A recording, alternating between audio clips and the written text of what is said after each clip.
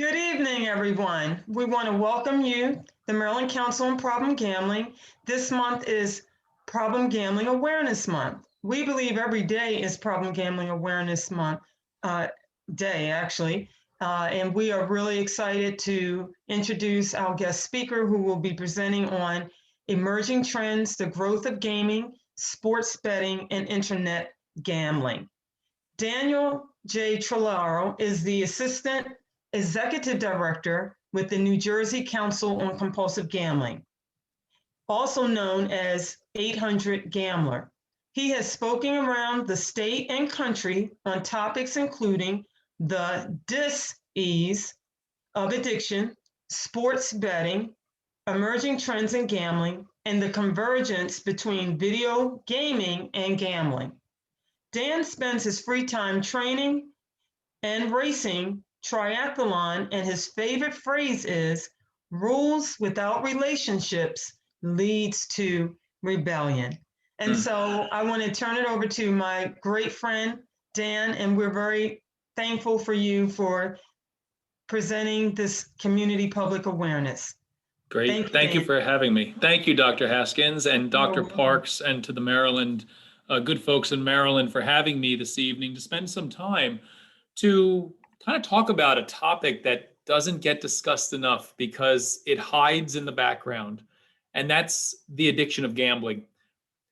Today is St. Patrick's Day and Wednesday, March 17th, and many of you may have noticed or seen or even partaken in events that involve consuming alcohol. And when alcohol hits someone, when they've had a bit too much, people start acting differently. They start maybe laughing or getting angry. It's a range of emotions. And you can smell it on someone's breath. You can hear it in their voice, slurring their words, see it in their eyes at times as well. Yet gambling is a little bit different because tomorrow starts March Madness. Thursday, March 18th, starts the next 3 weeks of intense basketball competition where 64 teams will battle to figure out who becomes the number one team in the nation in 2021. And with gambling, those who are either wagering on the tournament or the games themselves or the tournament as a whole to try to pick their brackets, you can't tell so easily who might be struggling with a gambling problem. So tonight's message and tonight's purpose to spend some time together is to take a look and say, what is going on in the world of gambling? We understand and think of gambling most times as perhaps playing lottery or going to Maryland Live, going to an in-person casino, going to the racetrack at Pimlico, whatever it may be. However, there is a growth and a movement across the United States since 2018 that involves the growth of sports betting. And while sports betting has gone on for generations, illegally, largely in most states, it is now legal or has the ability to become legal in all 50 states. It's left up to the state to decide whether or not they want to include gambling and offer sports gambling to their residents and constituents. So we're going to take a look and see, what does this look like? What are the emerging trends? But let's also take a look besides sports betting. Let's look at internet gambling, because the vehicle to deliver sports betting that has been really successful in delivering it to the people is the internet. Just like we're delivering a workshop and a message to you tonight via the internet has the power to deliver a lot of good messaging, but it also has the power to allow people to escape. It has the power to allow people to become preoccupied and lose track of time. And I've been there as well, whether it's scrolling aimlessly through news feeds or checking pictures and images on social media sites of friends who are also racing triathlon. And I do have this thing for really cool looking racing bikes. I love a good triathlon racing bike, and I love looking at them. So I can lose time very easily.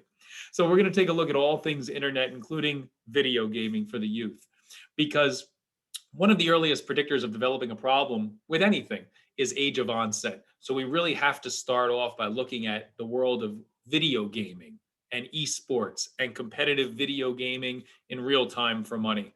So I hope you enjoy the journey for the next 45 or 50 minutes. And I want to just make it very clear.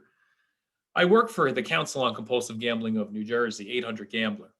And our agency is neutral. We are neither for nor against gambling. And there may be some of you viewing this that have strong feelings in either direction, and that's fine. That's what makes the world go round. But we also ask people to just always listen with an open ear so that you understand that there are people who struggle with this addiction, this disease, this dis-ease, something not at ease within them. And I was one of them.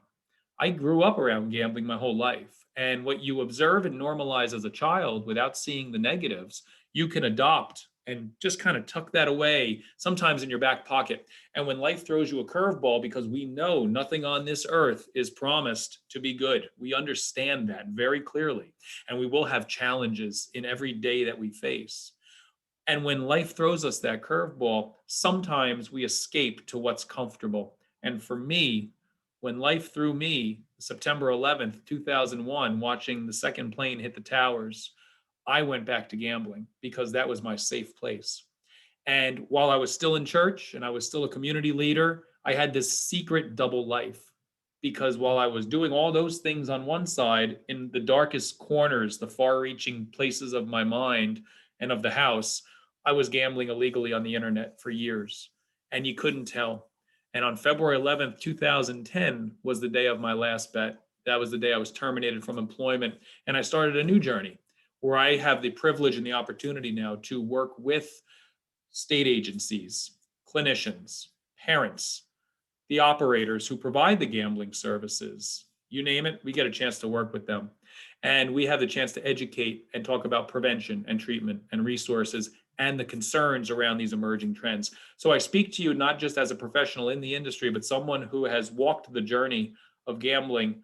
And with over 11 years of sobriety from gambling, I'm thankful that I can be here before you today to spend some time. So let's get into it. We're going to take a quick look here. I have a video about 3 minutes, and this is from the British Broadcasting Corporation that I want to share. It helps you understand the context of today, because when we talk about the internet and we talk about gambling, you have to realize that we're talking about a form of gambling that is now becoming more continuous. Any activity, whether it's gambling, whether it's the social media, how often we're checking Facebook, how often we're on Instagram, TikTok, whatever we're using, the more often we reinforce this activity, the higher likelihood we are to perhaps develop a habit or problematic use or have a problematic relationship with it. So take a look at the brain scan of this MRI as they put an individual under an MRI scanner while he gambles, and they take a look at the brain activation. Take a look at this. It's getting me excited already. We arranged for gambler Tony Franklin to join a unique experiment by one of the world's leading experts on addiction, Professor David Nutt. No, it's a mistake. Gambling addiction is not a failure of will. It is a brain disorder which is preyed upon by the gambling industry. Honestly, I can feel my heartbeat just rising, just looking at the damn thing. Once you become addicted, it's very, very hard to stop because you've changed your brain. Addiction is a brain that has changed to become entrained to the desires of the gambling. So we're going to start the roulette task, Tony. This will be the first time anyone plays something similar to a fixed odds betting terminal from inside an MRI scanner. The professor says it will reveal what's happening in Tony's brain as he uses a keypad to bet. Got £1,000 to spend. Can I spend it all on the first spin? When Tony is doing his task, when he's looking at the roulette wheel and he's making a decision to bet, parts of the brain get turned on and then they can't stop. And we think there's probably a chemical basis to that. So that's what we're expecting to see, that the habit centers are overactivated in people with gambling compared with normal people like us.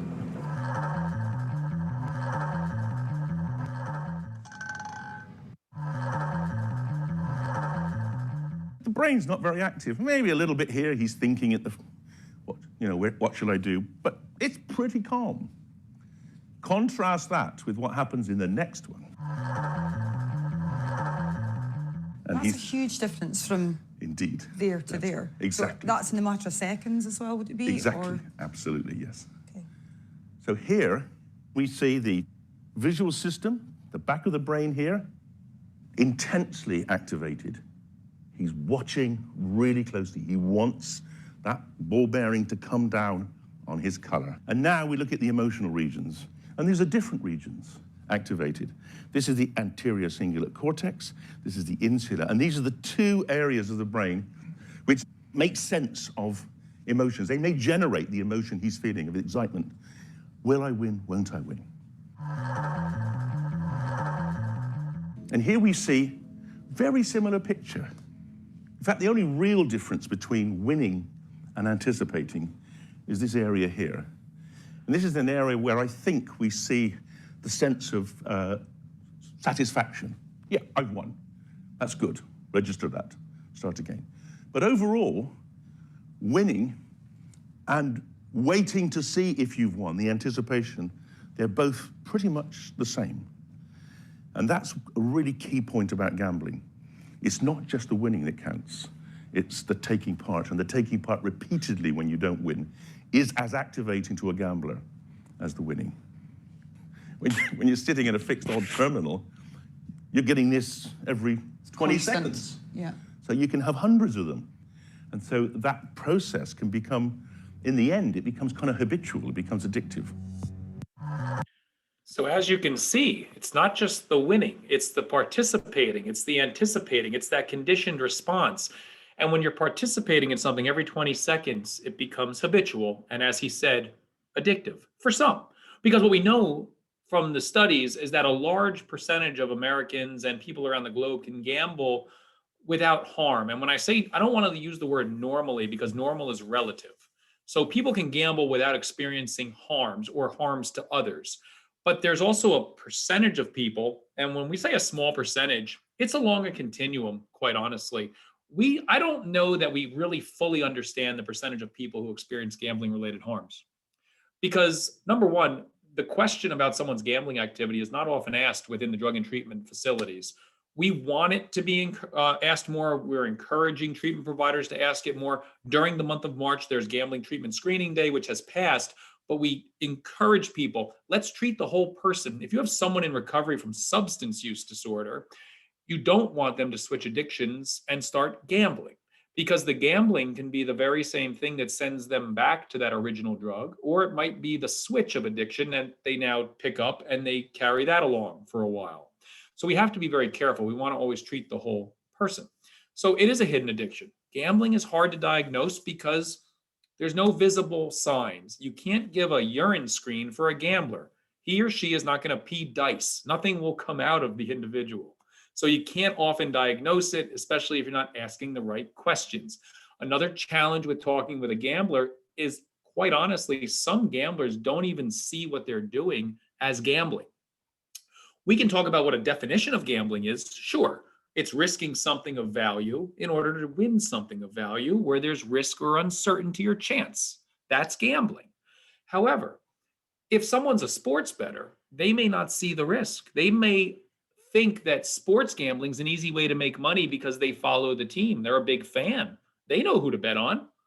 So they may not understand gambling as we understand gambling, and we may not be meeting people where we are with our questions that we ask. A gambler also has been conditioned over time to know that he or she will win every so often. It's the nature of gambling. If anyone watching this has ever gambled, you have won something at some point.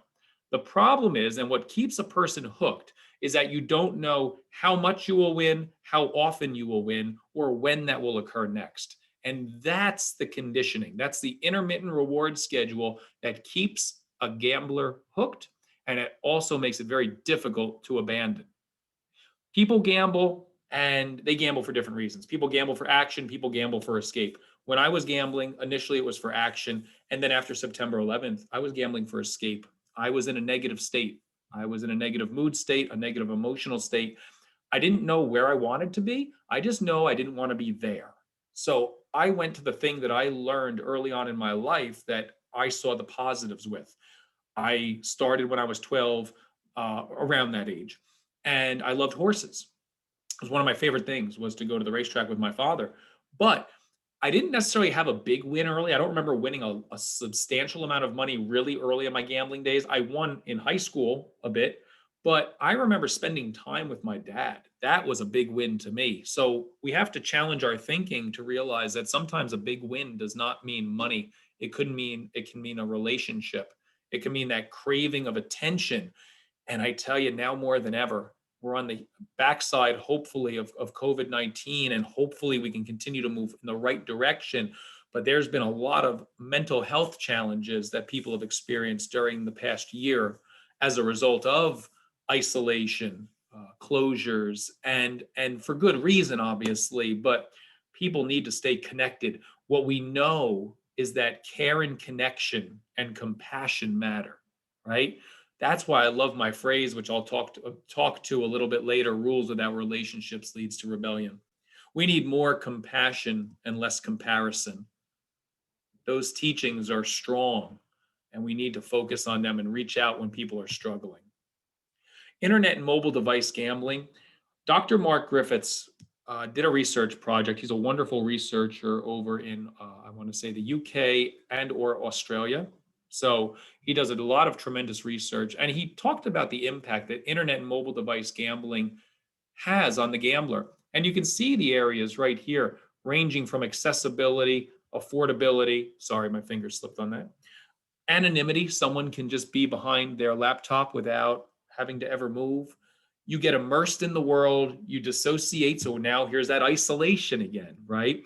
What we know about isolation is that, addiction in general will take someone into the corner, it'll beat the heck out of them, and then it'll spit them back out the other side. And the thing is, it'll do it again day after day, because that person almost wants to walk back in that corner.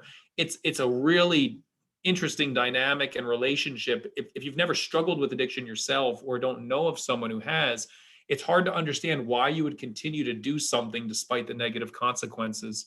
But that's the definition of gambling, one of the definitions of gambling and addiction in general. One of the criteria, I should say, is continuing despite negative consequences. It's a biopsychosocial, it's genetics, there's physiology, there's a lot going on in a person who struggles with addiction. There's no one single reason or simple solution. It's a complex interworking within the individual. So as we go through today, I want to talk about a few different types of sports. We talk about the wild world of sports. So what does that mean? Well, fantasy sports is one of those we have to explore, because fantasy sports contests in some states technically are not considered a form of gambling. They're considered to be skill-based forms of entertainment. Now, I have my opinions on that, but I will just tell you legally what the laws say. Now, there's maybe half the states in the country say it's gambling, half the states say it doesn't constitute gambling. I will simply look at it from the perspective of behaviors, and I will look at it from the perspective of our 800 Gambler helpline. And we receive phone calls from people who struggle with fantasy sports contests because they're putting money up in order to try to win money, and they're risking something of value to try to win something of value. Now, granted, they have to pick a team and do some research and pick players, but there's still risk or uncertainty. So whether it's gambling or not doesn't really matter. If a person struggles with it and their behaviors change and their relationships suffer, well, then I think we should look at it, right? I think we get too tied up on whether or not something is legal or illegal. Let's just look at the impact it's having on someone's life. Time is short. We don't have a lot of it. We want to make the most of what we have with each day that we're blessed with. So let's take a look at fantasy sports a little bit deeper. I have a quick video here, 3 or 4 minutes. For those of you who are not familiar with what a fantasy sports contest is, this will do a good job in helping you understand. Take a look.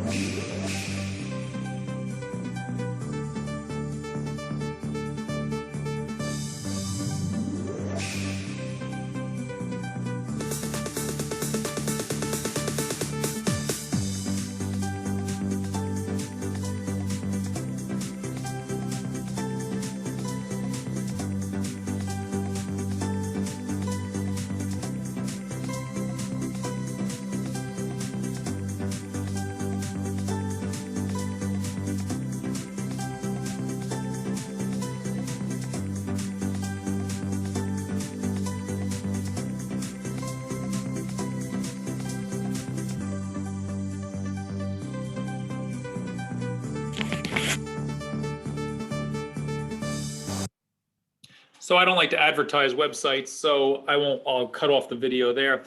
Did you catch the part that says enter contests for as little as 25 cents or try to win big money? Someone might look at that and say, wow, 25 cents, this is fantastic. I can just enter a contest and have the hopes for winning a tremendous amount of money potentially. 25 cents, if I can enter 4 lineups for $1, what's $1? Remember the slogan in New Jersey, a dollar in a dream? What's $1? There's even contests for a penny or 10 cents. So someone now has a reason and an interest to watch the contest, right? So I hope that did a good job of kind of explaining, because fantasy sports contests can be a little hard to understand. But I thought that video does a nice job of kind of walking through. And you will note, once again, the use of technology. You can check on how your teams are doing real time. You get live updates. You understand the statistics right away for what's happening. And those are in any contest. It's a continuous form of quote unquote gambling, since it's not technically gambling, but it sure as heck feels like it. So that's fantasy sports contests. And, it takes place over short periods of time. You're rewarded at the end of every night, if you will, or at the end of a game. And you're always thinking about how you're going to draft your team. For someone who plays, there are websites dedicated to people who do research and will give their best picks for the day. They're handicapping the best players to choose that night, right? This is the top quarterback you should take this week because the matchup is favorable or the weather conditions are good. So make sure you use him on your team. So these people are just picking players based on past performance or matchups. I always think about the investment world because when I worked in the city in New York pre-September 11th, I worked at Goldman Sachs, a large investment bank, very well known and very well regarded. And in the investment world, there's a phrase that's often used. Past performance is not an indicator of future results. And I just think about that slogan constantly. And I think how we can apply it in the world of gambling, especially when someone says their gambling is skill-based or they're a sports bettor, so they know more than the average person. Past performance is no indicator of future results. That's why it's gambling. That's why they play the game. So in New Jersey, there was a study done in 2018, and this appeared in the Journal of Gambling Behavior in January of 2018. The study was released in 2018. It was done previous. We don't have that quick of a turnaround in the gambling field to conduct a study and publish the results all in the same month. That will not happen. So there were 3,600 residents over the age of 18. And what they wanted to understand was, for those people that play daily fantasy sports, what's the connection with gambling or addiction or mental health problems? And what they tended to find was that those who play daily fantasy sports contests generally participated in a higher number of gambling activities. They generally did so with increased frequency as well. They tended to be single males, and they also tended to have higher than average reports of suicidal ideation. So that's interesting when you look at the connection between fantasy sports contests. Someone who thinks that they're following something so closely will now try to monetize that, and they'll try to also bet on the game potentially. Or they're going to play cards or blackjack or poker, other forms of action or skill-based gambling like poker. So that was an interesting study that was done. So that's one sport we just looked at. Now let's look at another sport, and this is called esports. Esports. The things that you see on your screen before you, these are called arenas, and this is where people used to go to watch large events, and we're starting to return to that. But in this particular event, they're not watching, the Washington Capitals, if you will. They're not inside an arena watching the Capitals. They're watching professional video game players play a game like League of Legends or Counter-Strike Global Offensive. And they're competing against another team from another part of the world or state, depending on where it is. And they're trying to win prizes and money and fame. And they might even be trying to qualify for the Olympics. The International Olympic Committee has started reviewing and is in the process of deciding whether or not esports should be considered an Olympic sport and how that would look and where it would fit in. Esports has really grown in popularity during the COVID-19 pandemic as we started to see traditional forms of sport being shut down from March through, say, August, we saw the rise of esports. And it was already rising, but when there were no other sports to consume, you started seeing more competitive video game contests, sporting contests, people playing video games online, and then you kind of come along and watch somebody playing a video game. That's essentially what you're doing. You're live streaming this. It's a global industry. It's a form of entertainment. As a matter of fact, in 2014, Amazon, who basically owns everything, it seems, saw the value, and they bought a company called Twitch. And they bought it for $1 billion in 2014. And that deal has continued to flourish. It's paid dividends for Amazon. So what are esports? It's competitive video gaming in real time. And what we're seeing now is that schools, even at the high school level and in some cases at the middle school level, are forming teams. So if you're a young person who is really interested in video games, and which most young people are these days, you can join the school esports team and you'll compete against other schools in your district. And then you go to high school and you join their team. But maybe you want to try to get good enough to get a college scholarship. In North Jersey, there was a young man who received a full ride to Stanford University. It wasn't for his academics per se, it was for his skills as a competitive video gamer. And don't forget, there are personal trainers. I know you're shaking your head, I'll give you a moment. Personal trainers will help. Generally speaking, the good ones will help create balance in a gamer's life, because it's not about just playing the game as much as possible for as many hours as your children might lead you to believe. It's actually about having balance, just like a traditional sport would have. So if I played baseball when I was growing up, and I was being scouted by a couple of major league teams my junior year of high school. And then I had a shoulder injury because I didn't take care of my body the way I should have. So a personal trainer for esports will remind the gamer to only play that 3 hours a night, perhaps. Make sure you're getting enough sleep. Make sure you're getting your homework done. Make sure you're communicating with your parents and family members, sitting down, having dinner, having community time, getting exercise, running, jumping, and playing, getting some cardio in, because that's important. Stretching on a regular basis, because when you're always holding a remote or a console, your hands and your joints can be impacted, especially if you're sitting all the time, your joints and your knees. So they really try to help create a well-balanced environment, and also one that stresses the use of non-technological equipment. So when you read a book, don't read it on a Kindle, read it out of a paperback so that your eyes can get a little bit of a rest. Watching video gaming is a big business. In fiscal year 17, EA Sports, one of the larger video game makers in the world, came out with a 3-year overview of competitive gaming. And they said ultimately by 2019, they wanted to have people paying to watch video games. Well, that certainly has been the case.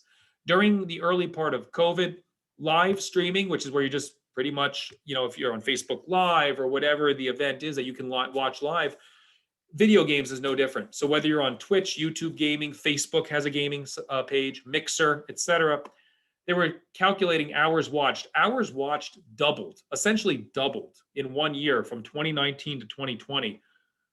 The data for April of 20 to April of 21 is not out yet, but we have to imagine that due to COVID-19, this number is going to easily double again.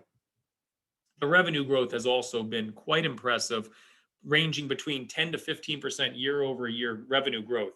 And these are people who advertise on a particular team. So if you have an esports, a competitive video gaming team who's really good at the game they play and they're very successful, advertisers are going to flock to them because they generally have a larger audience or a larger following. Try to think in traditional sports sense. When you talk about the most popular sports franchises or the most valuable sports franchises in America, oftentimes the Dallas Cowboys come to mind. If you're talking college, Notre Dame comes to mind. If you're talking from NBA perspective, the Lakers come to mind oftentimes with LeBron James. So esports is no different. There are very large teams who are known to be very good that will attract a following, and an advertiser knows that. Why do you think the Super Bowl charges so much for an ad for 30 seconds? They know that it is the single most wagered on and viewed event in the world in one day in that 3.5, 4 hour window. So they will charge high amounts. But when we talk about gaming, and when I'm talking about gaming, I'm talking about video gaming. I'm not talking about the gaming floor as operators have also used interchangeably with gambling. I'm talking about video gaming. What's the impact on today's youth? Because we have to be aware of this. If we're running a youth ministry or a youth aftercare program or anything to do with our young people today, do we incorporate gaming into that activity? Do we have conversations about their use of gaming and technology? Because a couple of studies have started to show that too much screen time and too much use of social media or gaming can be sending some pretty negative messages. It stresses the importance of comparison, which is never good because comparison breeds envy, and envy is always ugly. And so what envy says is, if I have a new car, or if you have a new car, I either want you to lose that new car or I want to have a new car also. I don't want you to be better than me.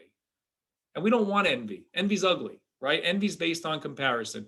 We need to focus on compassion. So when we're talking about developing some youth programs, let's talk about how they use gaming. Why do kids play games?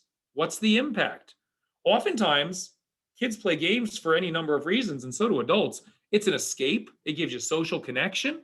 You can measure your progress throughout the game. But when I was out in Western Pennsylvania a couple of years ago speaking at a peer leadership conference among high school students, many of the students cited safety as a reason they like to play games. It's a safe place to fail. It's a safe place to experiment. We need safe places. All of us are entitled to a safe place. There's so much lack of safety around us that every so often, regardless of your age, you want to retreat to a safe place for a little while. And so gaming can provide all of these benefits. And the social connection is the piece that we have to be careful of, because during the height of the pandemic, many parents may have been pulling away the Xbox or the PlayStation from their children, thinking that the gaming was just taking too much of their time and they would just pull it away, but realize that you were also pulling away social connection at that point. And I don't say that to make anyone feel bad who may have done that. I know I have likely done that as well with my children. But we have to realize the importance of social connection compared to isolation. So it's creating a healthy relationship with the game and understanding the nature of games a bit better. Games, you can't just oftentimes tell someone to play a game for an hour and put it down. Games don't work that way. Usually nowadays, games are based on rounds or a number of minutes that have to go by, or quarters, or a number of people you have to get out of your way, if you will, before you can move on to the next round or accomplishing a mission. So oftentimes we encourage parents to say, all right, understand the game your child is playing, find out how it's based, and then say, all right, play 5 rounds of Fortnite, okay? Play 1 game of Madden football, right? Figure out the context of the game and then set your parameters around the game. Because if you tell someone to get off after an hour and you look to enforce that rule without developing the relationship, guess what? You're going to get rebellion. It's almost like pulling your child off the baseball field in the middle of the 4th inning when they're pitching. There's 1 out. They got the next batter coming up. And you say, all right, Johnny, let's go. Time to leave. The rest of the team would look at it and say, what the heck are you doing? You're pulling them off in the middle of the game. Why are you doing that? Same thing exists in the digital world. You don't pull someone off in the middle of a game. That's some of the ways that I have seen parents have a better relationship with their children when they start to understand a little bit about what's going on. At the end of the day, the parent's the parent. And I get that. I understand as a parent as well. But I've also found that sometimes just trying to understand another's perspective can pay huge dividends in the long run. I don't really always want to be, it's not always great to be right now. I'd rather have a level of understanding that carries on for a longer period of time. So we have to be careful about video gaming and the connection with gambling, in the sense that many games today do depict gambling. They have gambling themes, they have gambling mechanics, they have items that you can purchase in a video game that you can then open up, and it contains some type of digital element of value. That's like a slot machine. That's the mechanics of a slot machine. You put something in, right? So there's your consideration. You're paying for this opportunity to open up something, which is your chance, and then you win something of value. That's your prize, right? Chance, consideration, and a prize. That exists in video games just like it does in real life with slot machines. So we have to be careful. The potential risks, yes, it can lead to problem gambling in some. You're normalizing the experience. You're teaching in some games kids how to gamble. You're teaching them how to play poker in Red Dead Redemption. You're bringing them through a casino in Grand Theft Auto. So you're normalizing the experience. But take a look at the fourth point here. The brain develops the gas pedal faster than the braking system. That is so true. That is brain development 101. And the last piece that gets developed is the decision-making piece, right? We are the braking system for our youth today. Our job is to say, whoa, whoa, whoa, when they want to go, go, go. And we have to do a good job of not worrying about being the best friend. Yes, there's going to be conflict, and you can have healthy conflict. It's okay to have healthy conflict. We're not always going to see eye to eye. There may be some of you watching today that don't necessarily agree 100% with what I'm sharing, and that's perfectly fine. And we can have a dialogue around that. I always love to learn from others, as I hope they learn from me as well. But we have to realize that decision-making and risk-taking piece is the last piece that does develop. And that is the mid to late 20s oftentimes, assuming no prior substance use. So assuming no damaged brain, assuming nothing else going on. So it makes sense when you have a young person who's 10 or 12 that wants to keep doing the same thing over and over again. And they don't think through all the decisions. They don't think through the risk factors. They're not supposed to. They are to some extent. But when we talk about full brain development in comparison, they're just not supposed to. Biologically, it's not developed yet. So that's where they rely on us. And that's why our kids look up to us and they need us to be the adult, to be the caregiver, to be that compassionate friend, that colleague at work, perhaps who's younger, that mentor-mentee relationship. There's value there. There's value. Problematic cognitions with gaming. When you're video gaming, if you've had a problem with gambling in the past and you start playing certain video games, that can allow the gambling behavior to hang around longer. There are certain social casino games which are not considered forms of gambling because there's no real money involved. However, it sure looks and feels like it. It's almost like the person who struggles with alcohol addiction.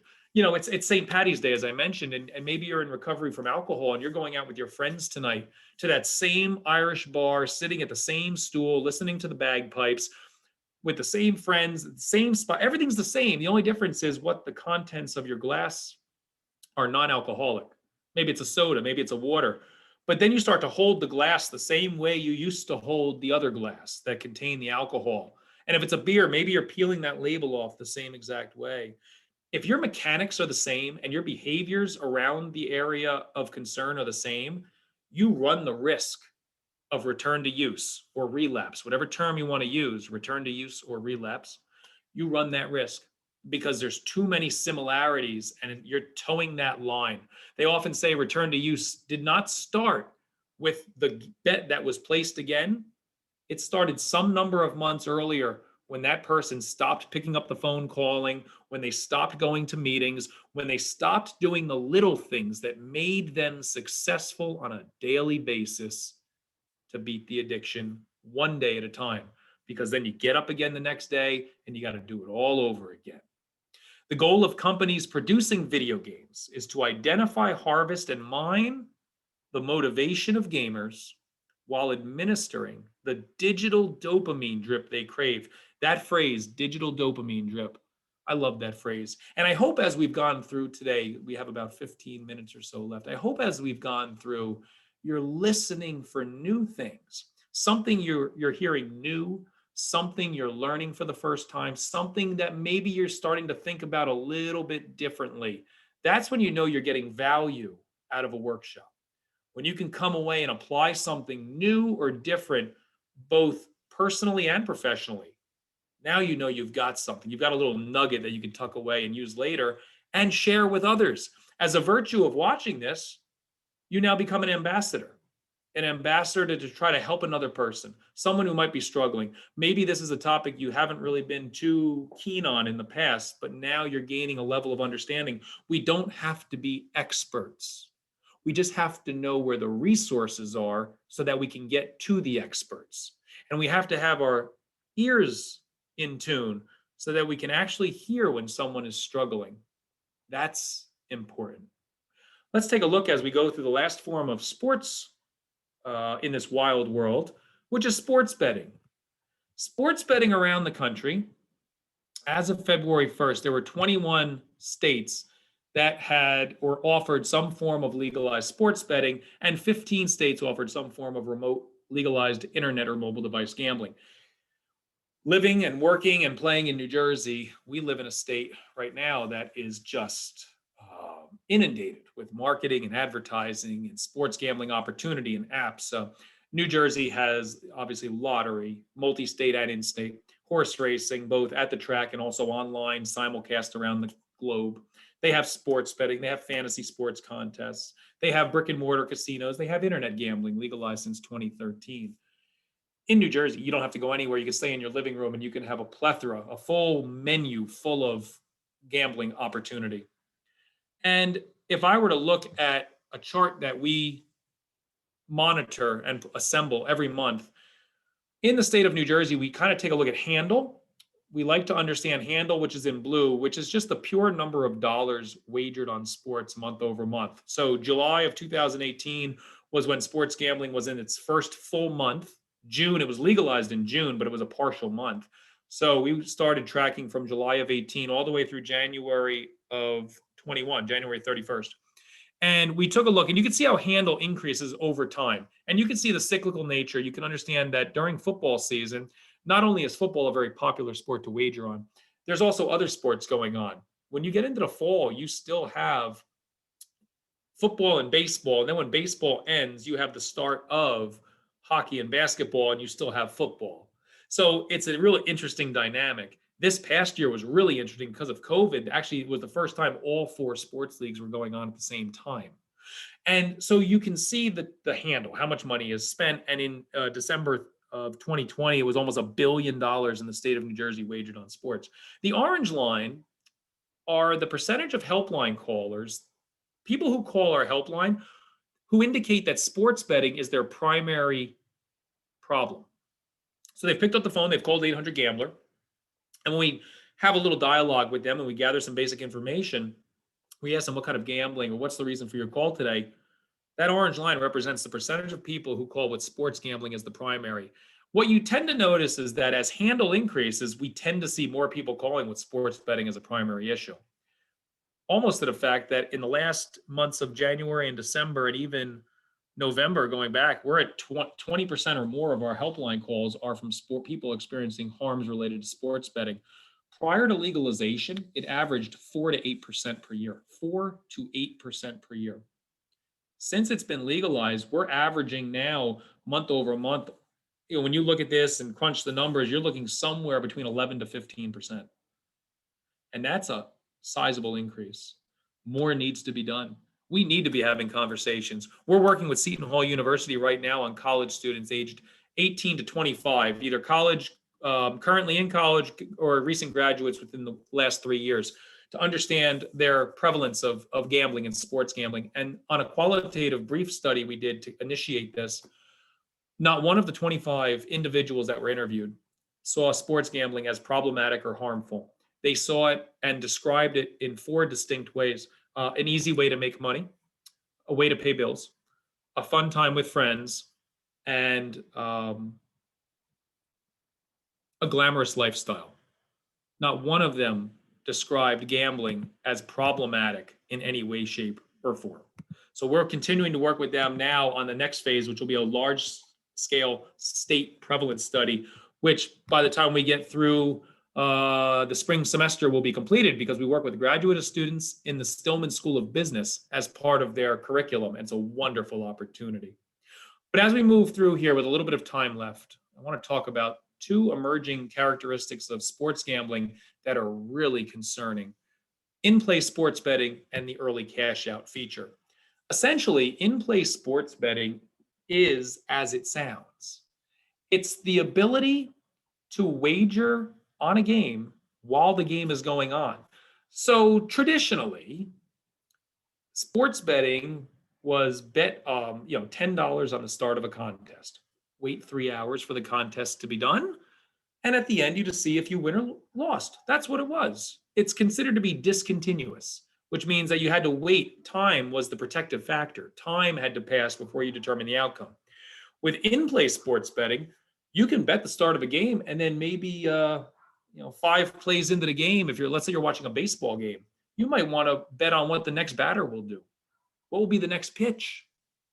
Will the next batter hit a home run? Will he strike out? If it's an NBA game, will there be a basket scored in the next 90 seconds? Will it be a three-pointer? Will there be a turnover? It's the ability to continually gamble on the events within the game. That's in-play sports betting. That's a continuous form of gambling. And if you think back to the very first video we watched from the British Broadcasting Corporation, that continual form of reinforcement can become habitual, and for some can become problematic and addictive. I hope you're seeing that connection, because the more we reinforce an activity, we develop this little area called the neural pathway of the brain gets strengthened, and it starts really linking things up. And when you start linking that neural pathway, it's hard to abandon those habits. It's also equally hard, if not harder, to abandon intermittent reward schedule where every so often the gambler wins and they're rewarded for their decisions. It makes them feel good, that dopamine boost, right? We know dopamine makes us feel good. We know dopamine anchors our learning, because if we do something that makes us feel good, we're going to learn we want to do that again. And dopamine also blocks pain. Let's not forget about that. How many of you watching this have ever participated in a bingo night? Maybe the church ran a bingo night. Maybe the school ran a bingo night. Bingo for some people can become very problematic. I remember speaking at a older adult community event in northern New Jersey about 2.5 years ago. And we were talking about gambling and responsible gambling for seniors and older adults and the problems that some have. And I talked about bingo, and everyone in the room kind of chuckled, and I could see all the eyes kind of glaring to the front left corner of the room. And it was a woman, therefore, to my right. And I looked over, and she kind of looked up at me and looked down. And I kind of made mention. I said, "Oh, it seems like we might have a bingo player in here." And her name was Mary. And Mary loved bingo. And Mary described bingo in a way that I hadn't really thought about too much. She said that when she was little, she loved shooting marbles with her family.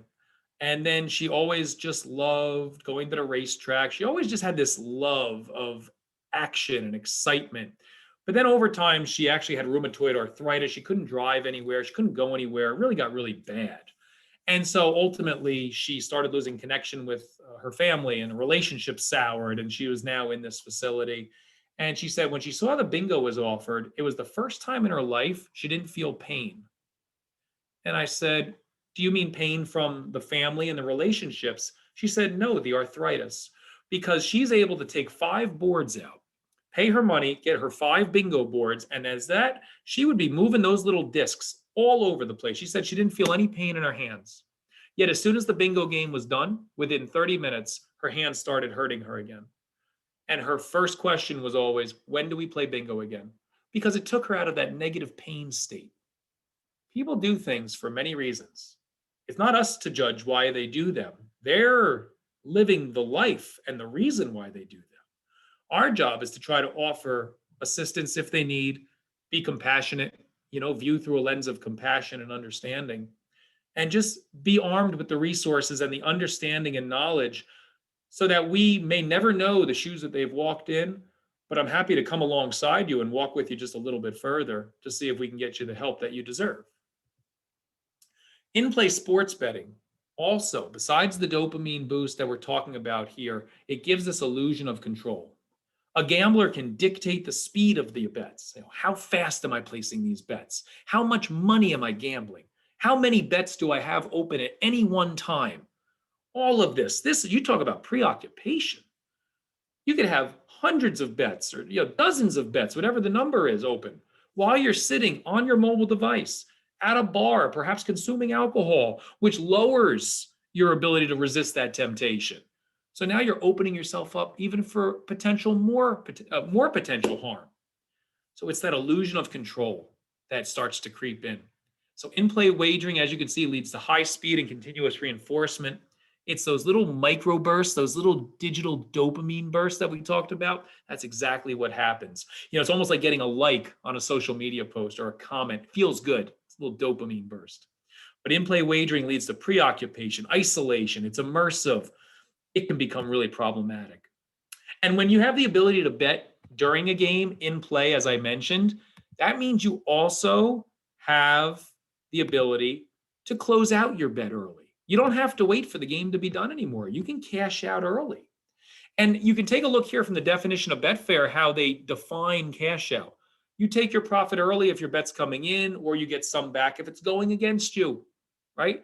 This kind of implies you didn't make a bad choice. It's just not going your way. It's going against you.